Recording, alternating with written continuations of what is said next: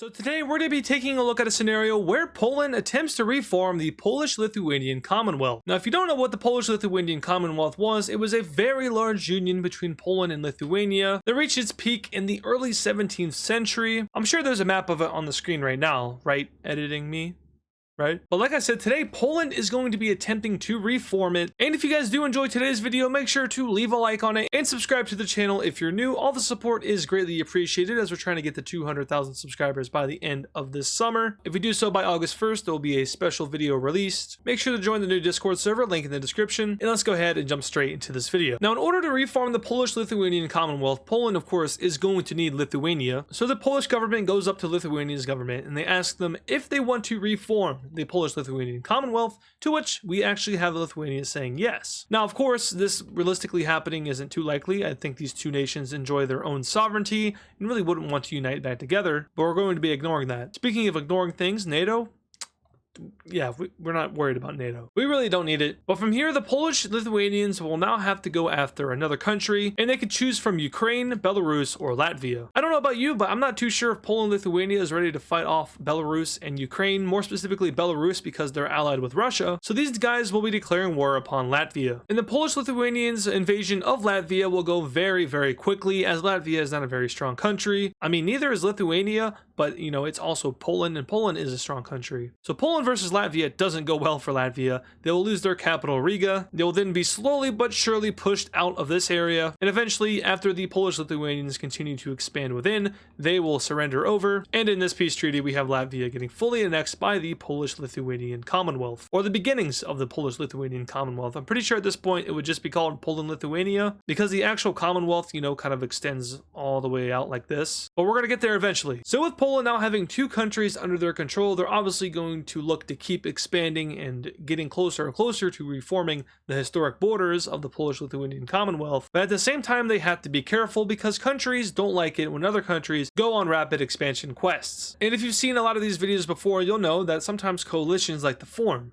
We'll see if that happens today. So the Polish-Lithuanians will start to invade into Estonia, and, not gonna go too well for the Estonians. They're gonna lose. They will not be fully annexed, though, and instead they will only lose this southern bit of land over to the PLC, who will leave Estonia looking something like this. And to the dismay of Estonia, who thought they were about to be free and not under a foreign power, the Russians are coming, and the Russians are going to win. And Estonia is gone. So that was the first foreign nation we saw make a move other than the Polish. But now the PLC is a little bit stuck. And that's because the land that they need is from Belarus, a Russian ally, from Ukraine, someone that they don't really border too well and would be very difficult to win a war against, and Russia, who has Kaliningrad and then all of some of this land over here. And Russia is the second strongest country in the world, so yeah, you may not be ready for that. So what does Poland do? They truly are stuck. And on top of that, a lot of nations aren't too sure about them. There's a lot of mixed opinions, a lot of neutral opinions about the PLC, so they're going to have to go on a little bit of a PR campaign. And luckily for them, over here to their west, we have Germany, who will be going to war with Czechia over a border dispute. So German troops will start to invade in the Czechia, and Poland's government will reach out to the German government and offer their help. Poland claims that they want no land from Czechia and only wish to aid the Germans in exchange for better relations and improved diplomacy. Germany will accept Poland's offer, and the PLC will start to send its troops into Czechia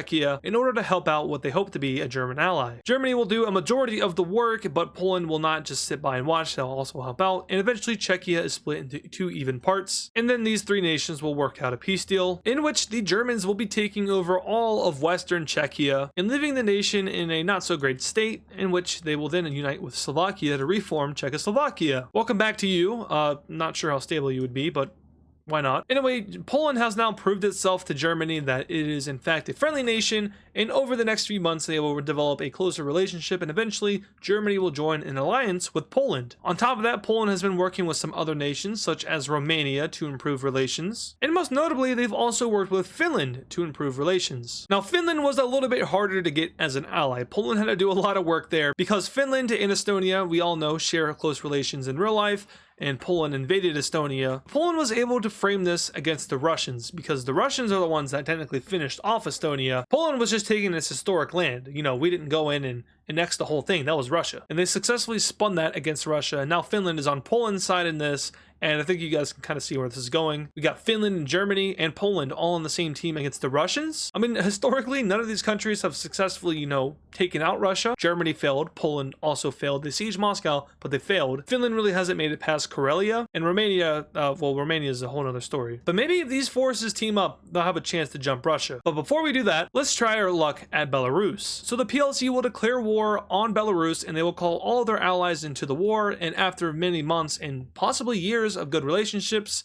these guys will all join in, and they will all start to invade or assist in invading Belarus. PLC troops will cross the border into Belarus and meet resistance. However, the resistance is not very good resistance. That is, of course, until the Russians get involved. This was kind of according to plan. We all knew that Russia would back up Belarus in this case. Belarus and Russia, one controls the other. Make your guess. Do they control the other? Debatably. Yes, the answer is yes. But Russia joins the war, and the red team braces for impact against one of the strongest countries in the world, assumably. These guys will do the impossible and invade and completely occupy all of Kaliningrad. Now, Kaliningrad is like a fortress. It's one of the most militarized areas in the world, and the red team lost a lot of troops attempting to invade it, but they did invade it, and they took it from Russian control, just at a very high cost for life. Finland and the PLC will then start to invade into the Estonian parts of Russia, and then Ukraine joins the war, which kind of shifts things up a little bit. They didn't really think Ukraine would join, especially the PLC, who maybe, by now would have thought that countries are kind of, putting together the pieces that Poland might be trying to reform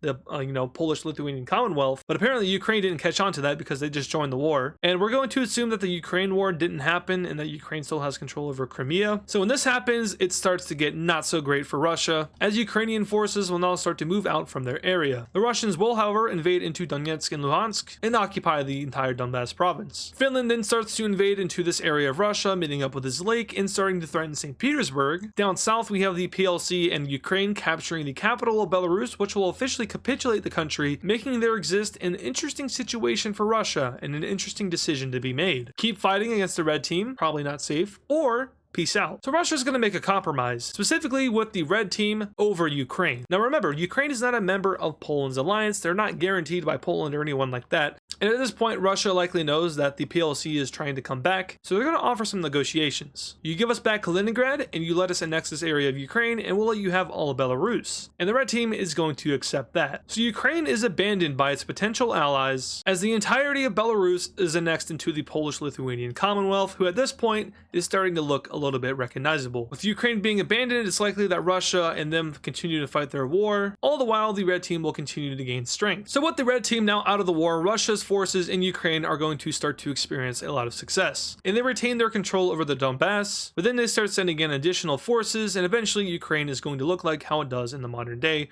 with a third of it being occupied by Russian forces. And then Ukraine's going to start to cry, because the red team will betray it, and their forces will begin to move in, specifically from Belarus, areas of which Ukraine just helped to annex into the PLC. Romania will also start to occupy different areas, and eventually Ukraine is weakened enough to where the Russians can then go ahead and push in with the remaining of their forces and meet the red team halfway in the middle. At this point, Russia is pretty much under the assumption that the red team is friendly with them and that they no longer want to have any kind of war. You just negotiated with us, you gave us Ukraine, you agreed to give up Kaliningrad and Estonia. To the Russians, it seems as if the Eastern Europeans are finally having a friendly attitude towards them, a more tolerant attitude, and Russia's hopeful that no other war will break out, but they are always going to be cautious. So let's take a look at this peace treaty where Ukraine will be divided up. And in this treaty here, we have probably the worst thing that I've ever set eyes on, but Ukraine is partitioned between the Russians and the PLC, and it's honestly horrible. But these are pretty close to the historical borders of the PLC, and then Russia just took everything else. And in the war, really, it was stalemated until the PLC kind of showed up, much like real life, where Russia and Ukraine are kind of in a stalemate, sort of, kind of.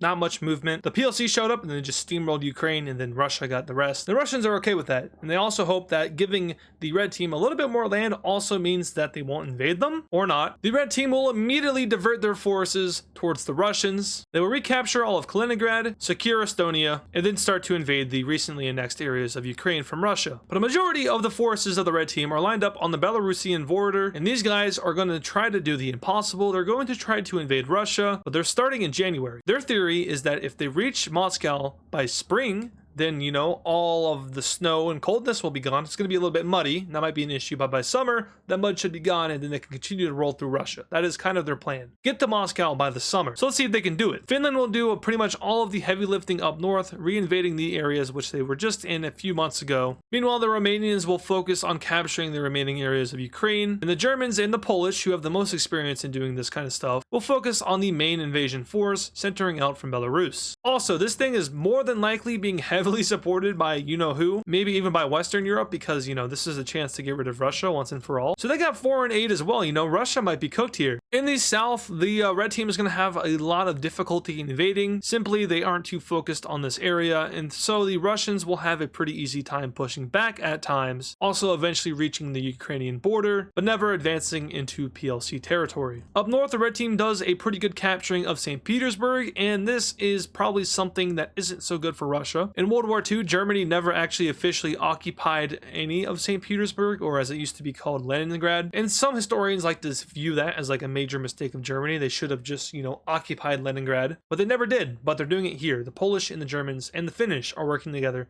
to occupy the city, one of the major cities in Russia, and the former capital of the Russian Empire. It is now spring, and the advancement is going to start to slow down a little bit. It's getting a little bit muddy, getting kind of harder to advance. This will give time for the Russians to make some counteroffensive in key areas, or maybe not key areas, but certain areas, especially around this lake up here, but also down here in Ukraine, taking back Crimea and pushing the PLC back to its border. But then summer rolls around, and all of that counteroffensive work goes to nothing, as the red team will continue to advance into Russian territory, and eventually we have the capturing of Moscow, wherever it is. I need to really put the capitals on this map. Well, actually, when you're seeing this video, which is Saturday not Saturday, sorry, Wednesday the 25th. The Fixing the World Map stream was a week ago at this point. I'm recording this a week ago when you're seeing this because I'm on vacation throughout this entire week. But yeah, none of these videos have the updated world map in it, but all the videos next week will. Anyway, Moscow is gone, and at this point, the Russians are starting to capitulate a little bit. They do still have a stronghold in the south, but special team forces by Finland are going to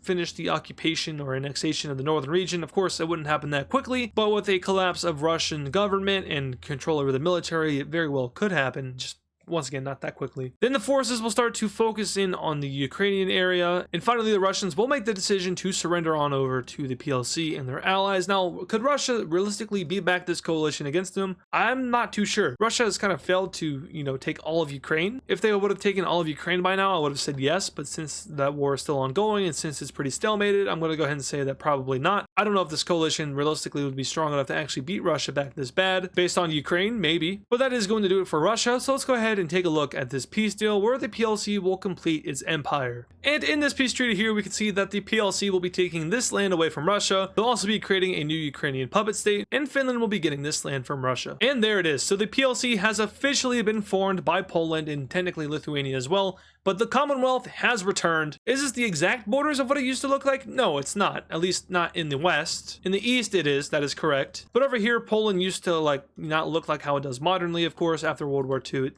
changed into what it looks like now. But as we all know from back then, it was like something like that.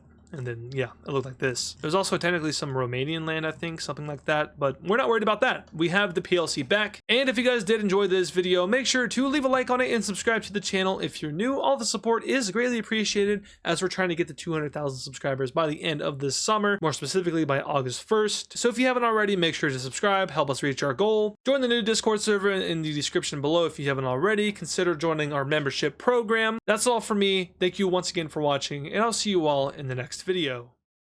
And of course, thank you to all our super fans. This includes Serminator, IC Static FN, CTG on YT, Ixco, Euroball, Augusto, A Norwegian, RS, Gail Martinez, America and Canada and UK, Zaylance, the leader of the AZO, Freezioi, Laser Taze, Pablo Sigma Cat, Death Strider X, Hammer Toad 45, and of course, DW Cool Dude. Once again, thank you guys.